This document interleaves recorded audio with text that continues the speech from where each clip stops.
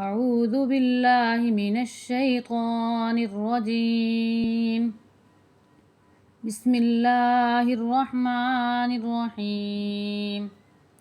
لا إله إلا الله الحليم الكريم. سبحان الله رب العرش العظيم.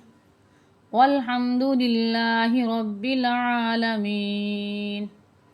أسألك موجبات رحمتك وعزائم مغفرتك والغنيمة من كل بر والسلامة من